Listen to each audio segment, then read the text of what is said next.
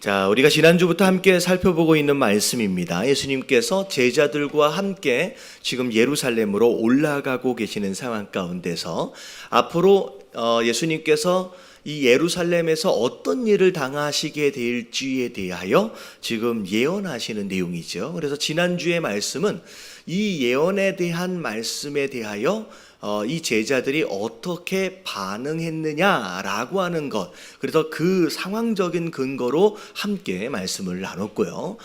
오늘은 예수님께서 하신 그 예언의 말씀, 구체적인 의미가 무엇인지에 대해서 우리 함께 말씀을 나누도록 하겠습니다.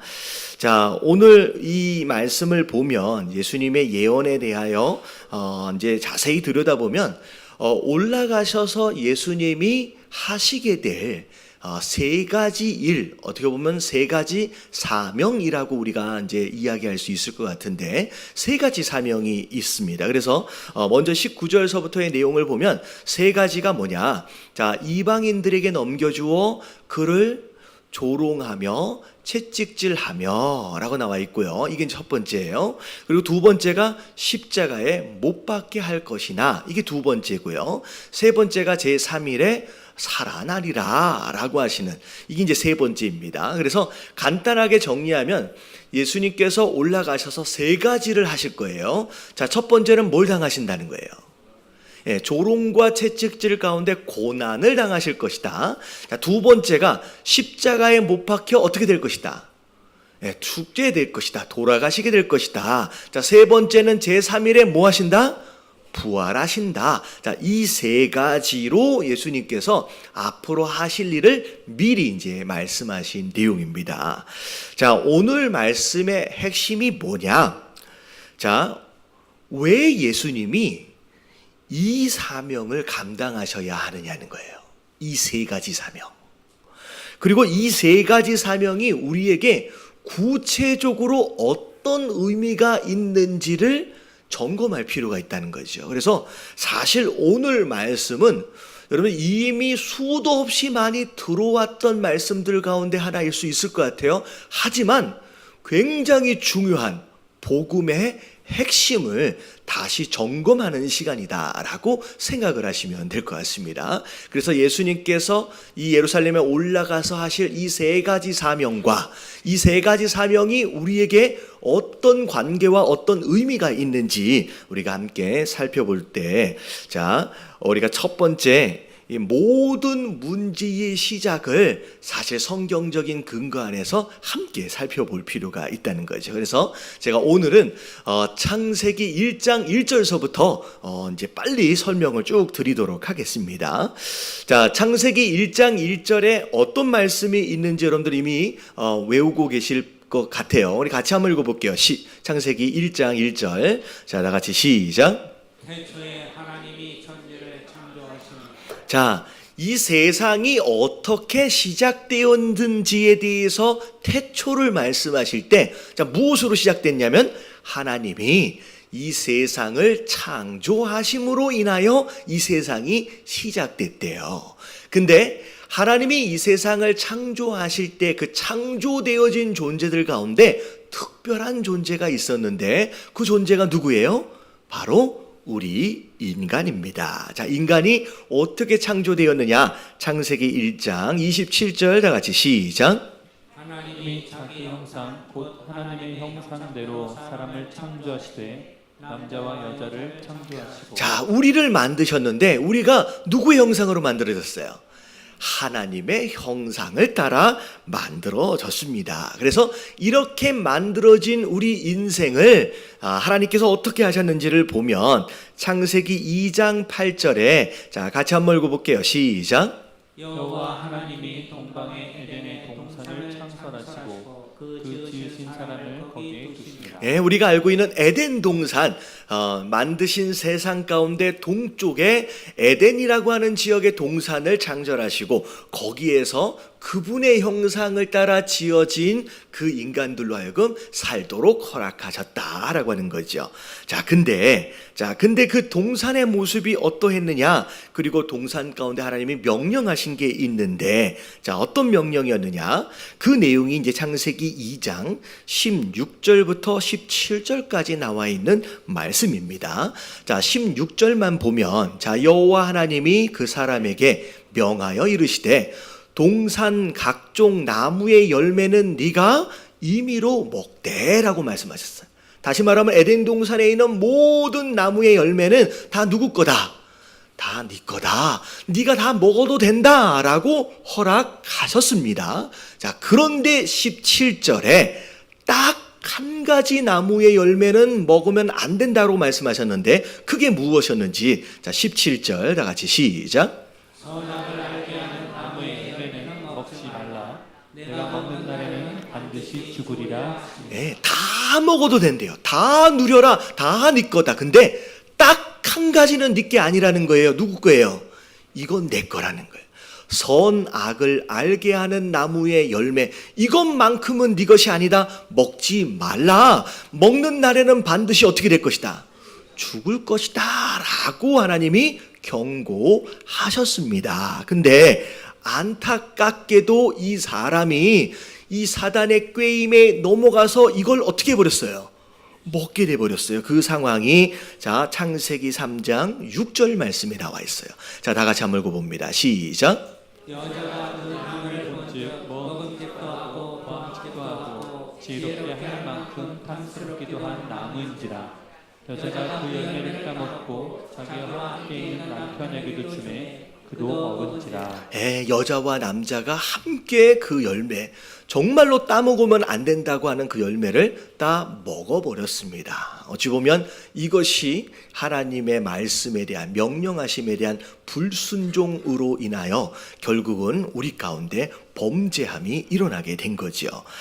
그래서 중요한 게 이제 여기서부터요. 말씀, 하나님의 명령에 불순종했어요. 범죄하게 됐어요. 범죄를 저지른 인간에게 어떤 결과가 찾아왔느냐? 이 결과가 두 가지로 나눠지는데, 첫 번째 결과가 창세기 3장 17절서부터 18절까지의 내용이에요. 17절만 읽어볼게요. 시작. 아담이 이르되 내가 내 아내의 말을 듣고 내가 내게 먹지 말라 한 나무의 열매를 먹었으즉 땅은 너로 말미암아 저주를 받고 너는 내 평생에 수고하여야 그 소선을 먹으리라. 범죄하고 나서 뭐가 저주를 받았어요? 이 아담과 하와가 살고 있는 땅이 저주를 받았어요. 땅이 저주를 받은 것으로 말미암아 먹고 살기 위해서 뭐 해야만 하는 인생이 되었느냐? 수고해야만 하는, 고생해야만 하는 인생이 되어버렸다는 거예요. 더 나아가 18절에 보니까 땅이 내게 가시덩불과 엉겅퀴를 낼 것이다. 수고하며 열심히 농사를 지으면 좋은 열매들을 맺어줘야 되는데 오히려 사람에게 해롭고 사람을 다치게 만들 만한 이런 것들이 계속 만들어지기 시작한다는 거예요. 심지어 19절에 보니까 내가 흙으로 돌아갈 때까지 얼굴에서 뭘 흘려야 된대요? 땀을 흘려야 간신히 먹고 살게 되는 지경이 될 것이다 라고 말씀하셨어요. 여러분, 이게 첫 번째 죄로 인하여 아담과 하와에게 미쳐진 결과입니다. 고생하게 됐어요. 수고하지 않으면 먹고 살기 어려운 상태가 되어버렸다는 거죠. 더군다나 그렇게 고생하며 사는 것으로 끝나는 게 아니라 너는 나중에 어떻게 된대요? 흙이니 흙으로 돌아갈 것이다. 여러분, 흙으로 돌아간다는 것은 곧 육신적으로 어떻게 된다는 거예요? 죽게 될 것이다 라고 하는 것을 이야기합니다. 심지어 육적인 죽음뿐만이 아니라 이 죄에 대한 결과로 말미암아 우리가 뭐 하게 되냐면 영적으로도 죽음을 당한다는 거예요. 여러분, 영적인 죽음은 곧 하나님과 분리되어진다. 하나님께서부터 쫓겨남을 당한다라고 하는 걸 의미하는데, 이 말씀이 창세기 3장 24절에 자, 이같이 하나님이 그 사람을 뭐 하셨대요? 쫓아내셨어요. 더 이상 하나님과 함께 하지는 못하는 영적인 죽음, 분리되어진 자로서의 삶을 살 수밖에 없게 되었다는 거죠. 여러분, 이게 에덴 동산에서 아담과 하와가 범죄한 것으로 인하여 미쳐진 두 가지 영향이에요. 두 가지 영향이에요. 그래서 자, 보시면 첫 번째가 뭐예요? 다 같이 시작. 저주 아래 수고롭고 고통스러운 삶. 두 번째, 육체적 죽음과 영적인 죽음. 여러분, 이게 이 범죄의 결과였다라고 하는 거예요. 근데 중요한 것은 이 아담과 하와가 저지른 이 죄가 우리에게 어떤 영향을 미쳤느냐라고 하는 게 중요한데, 여러분, 이게 로마서 5장 12절에 나와 있습니다. 자, 같이 한번 읽어볼게요. 시작. 그러므로 한 사람으로 말미암아 죄가 세상에 들어오고 죄로 말미암아 사망이 들어왔나니. 자, 여기까지요. 여기서 말하고 있는 한 사람은 누구예요? 여러분, 아담이에요. 아담 때문에 죄가 이 세상에 들어왔어요. 근데 그 죄로 말미암아 뭐가 함께 들어왔어요? 사망이, 죽음이 함께 들어왔다는 거예요. 근데 그 죽음, 그 범죄함이 거기에서 머무르는 게 아니라 그 다음으로 이어지는데, 그 다음에 이와 같이 시작.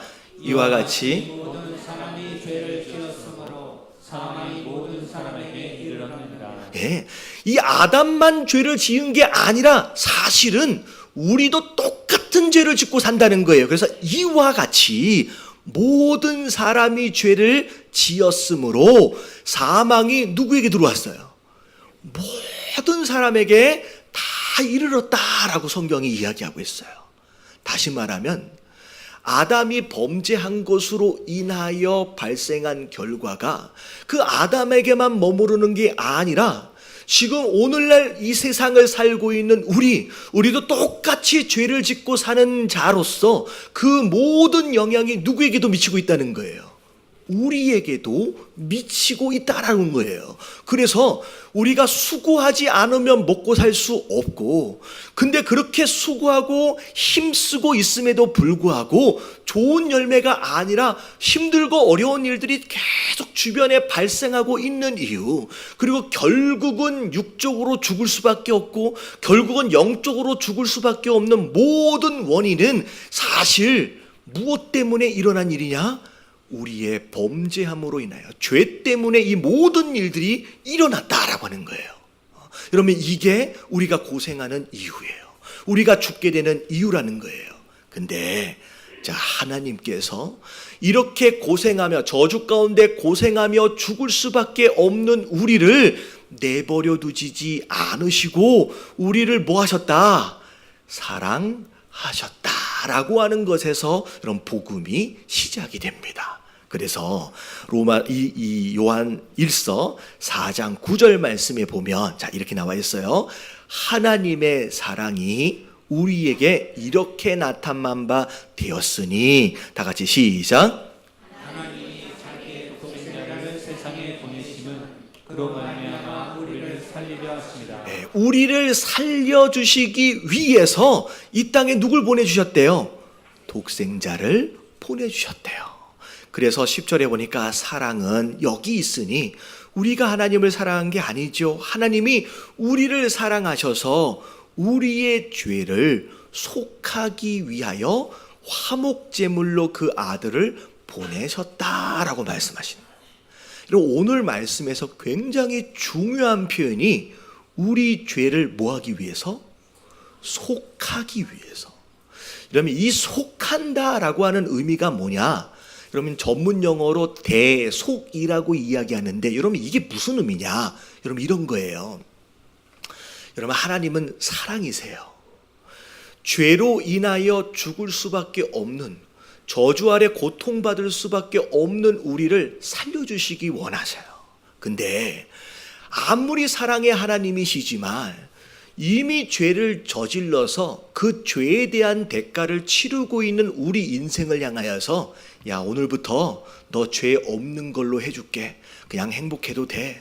그냥 평생 살아도 돼. 라고 하실 수 있느냐? 그렇게는 못 하시는 거예요. 왜냐하면 하나님은 사랑이시기도 하지만 동시에 어떤 하나님이에요? 이런 공의로우신 하나님이에요. 공의로우신 하나님은 죄 있는 자를 향하여 죄 없다라고 말씀하실 수가 없는 거예요. 이 사랑과 하나님의 이 공의로우심을 동시에 실현시켜 주실 수 있는 방법은 어떻게 할 수밖에 없느냐? 이 죄의 대가를 사람이 아닌 누군가가 대신 치러줄 수 있다라고 한다면 그러면 이 문제가 해결될 수 있다는 거예요. 그래서 하나님께서 결정하신 게 뭐냐면 그분 스스로 독생자를 보내주셔서 우리가 마땅히 치러야 할 그 죄에 대한 대가를 이 아들에게 다 전가시켜 주심으로 말미암아 더 이상 우리가 거기에 대한 책임을 지지 않도록 하신 거예요. 여러분 이걸 뭐라고 부르냐면 대속이라고 부르는 거예요. 대신 대가를 치루어 주실 수 있도록 이 땅에 누굴 보내주셨다? 예수님을 보내주신 거예요. 그러면 이게 오늘 본문으로 돌아가서 그 일을 감당하시기 위해서 예수님이 어디로 올라가고 계신다? 예루살렘으로 올라가시는 거예요. 지금 예수님이 예루살렘에서 어떤 일을 감당해야 될지에 대한 설명은 여러분 간단한 내용이 아니에요. 여러분 창세기서부터 있어졌던 이 모든 문제의 원인, 그 모든 문제의 원인을 지금 예수님이 해결하시기 위해서 지금 예루살렘으로 올라가시는 거예요. 여러분 우리가 죄로 인하여 마땅히 당해야 할 저주 아래서의 고통이 있습니다.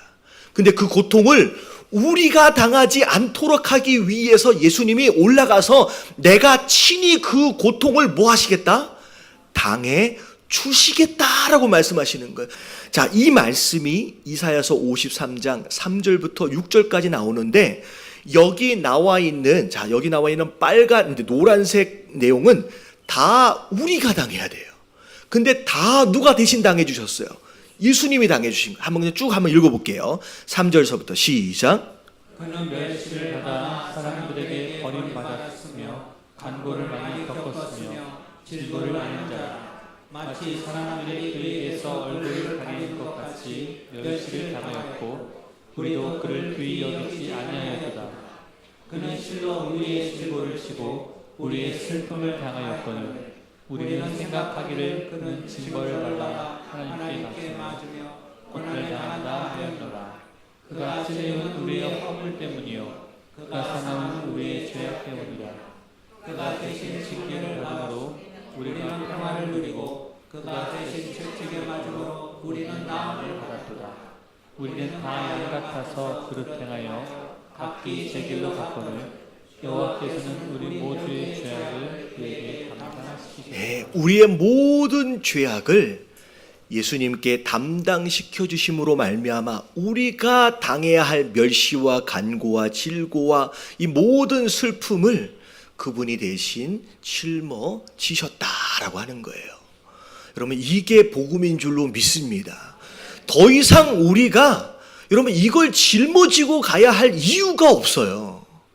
우리가 더 이상 슬퍼해야 할 이유가 없고요. 우리가 더 이상 고통 가운데 있어야 할 이유가 없어요. 왜냐하면 이미 이 모든 문제를 예수님이 다 짊어지고 가셨어요. 그래서 예수님이 뭐라고 말씀하시냐? 수고하고 무거운 짐진 자들아 다 어떻게 하래요? 다 내게로 오라고요. 여러분 지구에 계신 모든 질고와 고통과 슬픔과 아픔을 여러분 예수님께 다 내어드릴 수 있는 저와 여러분들 되시길 주님의 이름으로 축원합니다. 여러분 복음은 그런 거예요. 예수님이 다 짊어지셨대요. 근데 왜 우리가 그걸 짊어지고 가느냐? 그렇지 않다는 거예요. 다 내게 맡기라라고 말씀하시는 거예요. 여러분 이 일을 이루시기 위해서 정말로 무거운 발걸음이지만 그 예루살렘을 지금 올라가고 계시는 거예요. 이런 고통의 문제, 여러분 이 저주의 문제를 해결하기 위해서 예수님 올라가고 계시고요. 자, 두 번째는 죽음의 문제예요. 육체적 죽음과 영적인 죽음의 문제를 해결하기 위해서 지금 올라가십니다. 그래서 로마서 5장 8절 말씀, 자 같이 한번 읽어볼게요. 시작. 우리가 아직 죄인 되었을 때에 그리스도께서 우리를 위하여 죽으심으로 하나님께서 우리에 대한 자기의 사랑을 확증하셨느니라. 예, 내가 죽어야 할 자리인 거예요. 근데 예수님이 대신 죽어주신 거예요. 그래서 그것으로 말미암아 우리에게 뭘 주시기 원하신다? 영생을 주시기 원하신다는 거예요. 그리고 여러분, 육체적 죽음뿐만이 아니라 영적인 죽음, 하나님께로부터 분리되어져서 하나님께로부터 내어 쫓김을 받는 여러분, 이 영적인 문제도 여러분 사실 예수님이 대신 짊어지셨습니다. 그래서 예수님이 십자가에 못 박혀 돌아가실 때 마지막으로 하셨던 말씀들 가운데 하나가 뭐냐면 엘리 엘리 라마 사박단이에요. 이게 무슨 뜻이에요? 다 같이 나의 하나님, 시작. 나의 하나님, 나의 하나님, 어찌하여 나를 버리셨나이까. 이게 무슨 의미냐? 이럼 예수님이 굳이 십자가 위에서 왜 나를 버리십니까? 라고 말씀하셨느냐? 이러면 지금 이 죽음은 육체적 죽음만이 아니라 하나님께로부터 분리되어지는 영적인 죽음을 대신 뭐 하신다는 거예요? 짊어지신다라고 하는 것을 표현하신 말씀이에요. 여러분, 이 죽음의 문제도 여러분 예수 그리스도 안에서 여러분 이미 해결되어진 줄 여러분들은 믿으시길 주님의 이름으로 축원합니다. 여러분, 그 일을 위해서 지금 예수님이 대신 죽으시기 위해서 올라가시는 거예요. 여러분, 이게 지금 예수님의 올라가시는 두 번째 이유입니다. 자, 그리고 마지막, 자, 그 일을 다 이루시고 난 뒤에 내가 3일 만에 뭐 하신다고 말씀하셨어요? 부활하신다는 거예요. 이런 부활이 무슨 뜻일까? 왜 굳이 부활하셔야 하느냐? 이런 부활이 너무 중요해요. 왜냐하면 이런 이 부활을 신학적인 용어를 찾아보면, 영어 정어를 찾아보면 이렇게 나와 있어요. 같이 한번 읽어볼게요. 자, 다 같이 시작. 부활은 옛 창조의 끝인 동시에 새 창조의 시작을 의미한다. 예, 뭔가 아는 것 같지만 이게 도대체 무슨 얘기인가 좀 잘 모르겠지요. 근데 여러분, 이 부활이라고 하는 것을 여러분 원인적인 어떤 그런 어떤 논리 안에서 쉽게 좀 설명을 드리면 이런 거예요.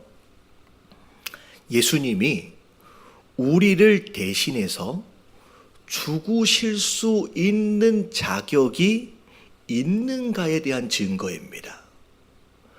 만약에 예수님이 죽어버리셨으면 그분이 우리 스스로의 죄 때문에 죽을 수밖에 없는 우리 인생하고 다를 바가 있어요, 없어요? 없는 거예요. 자, 이게 사도행전 2장 31절에 나와 있는데, 자, 같이 한번 읽어볼게요. 시작. 미리 본고로 그리스도의 부활을 말하되 그가 음부에 버림이 되지 않고 그의 육신이 썩음을 당하지 아니하시리라. 네. 여러분, 우리 죄인된 우리 육신은 우리 죄 때문에 죽어요. 그래서 음부의 버림을 받는 거예요. 그리고 우리가 썩음을 당하는 거예요. 근데 예수님도 똑같이 음부의 버림을 받고 육신이 썩어져 버렸다라고 한다면 자기 죄로 죽는 우리하고 다를 게 있어요, 없어요? 없는 거예요. 우리와 다르다라고 하는 것을 증명할 수 있는 유일한 증거가 바로 뭐냐면 예수 그리스도의 부활입니다. 그래서 로마서 1장 4절에 뭐라고 정리를 하느냐? 자, 같이 한번 읽어볼게요. 시작. 성경의 영으로는 죽은 자들 가운데서 부활하사 능력으로 하나님의 아들로 선포되셨으니 우리 주 예수 그리스도시라. 죽은 자 가운데서 부활하심으로 인하여 그분이 스스로 누구다? 하나님의 아들이다라고 하는 것을 부활로 선포하신 거예요. 그리고 그 부활로 말미암아 너희를 구원할 수 있는 구원자 그리스도다라고 하는 것을 스스로 증명해 보이셨다는 거예요. 여러분, 이것으로 우리가 예수님이 우리의 구원자 되시고 우리의 그리스도 되시는 것을 믿는 줄로 믿습니다. 우리가 부활이 없다라고 한다면, 예수님의 부활이 없다라고 한다면 예수님이 구원자인지 하나님의 아들인지 우리가 알 수가 없다라는 거예요. 그래서 결국 이 부활로 말미암아 결국은 지금 이루시려고 하는 이 모든 역사를 완성하시기 위해서 예루살렘에 올라가고 계신다라고 하는 거예요. 여러분, 이게 성경이 말하고 있는 복음이에요.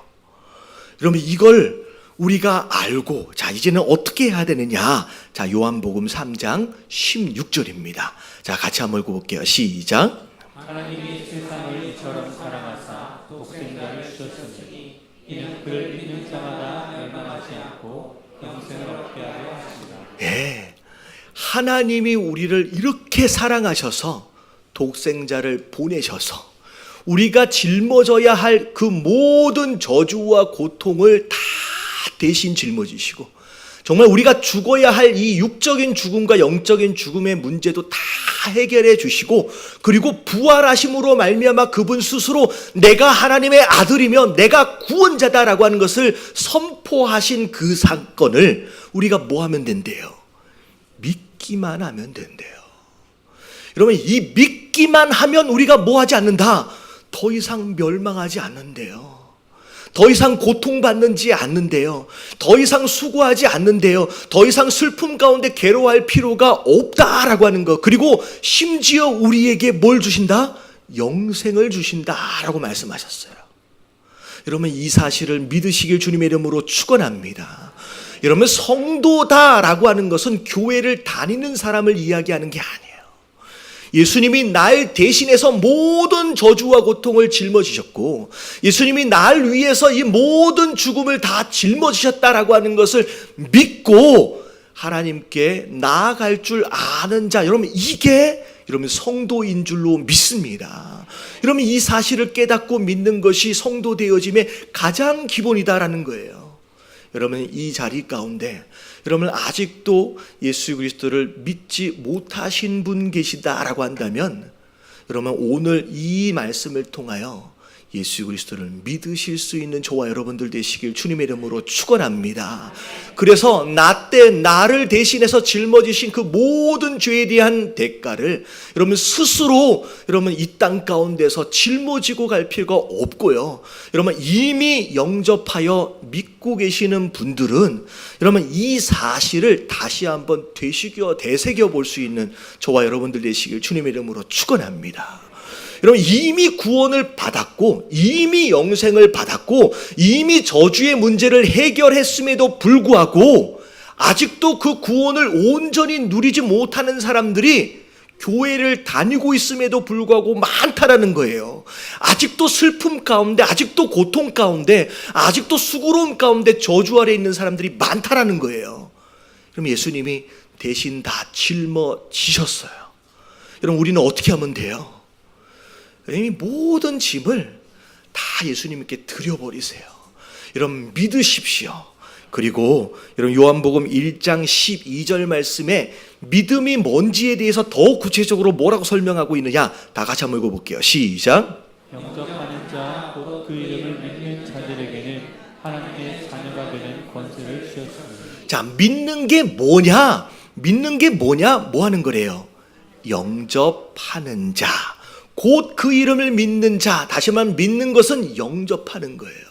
여러분 예수 그리스도를 여러분들 안에 여러분 구원자로 여러분 주님으로 영접하심으로 말미암아 여러분 오늘 말씀에 나와 있는 것처럼 하나님의 자녀로서 누려야 할 마땅한 권세를 여러분 이 땅 가운데서 마음껏 누리며 살아가실 수 있는 저와 여러분들 되시길 주님의 이름으로 축원합니다. 여러분 이것을 믿는 자는 이미 우리 안에 복을 받은 거예요. 많은 사람들이 믿고 심지어 영접도 하고 이미 내 안에 영생도 얻었고 이미 구원도 받았는데 아직까지 이러면 이 모든 것을 마음껏 누리지 못하는 가운데 있는 사람들이 많다라는 거예요. 여러분 오늘 말씀을 통하여 내 안에 온전히 이루어져야 할 그 구원을 기억하시는 가운데 여러분 우리에게 선물처럼 허락하신 이 은혜와 축복들, 이 구원을 내가 매일매일 경험할 수 있는 여러분 저와 여러분들 되시길 주님의 이름으로 축원합니다.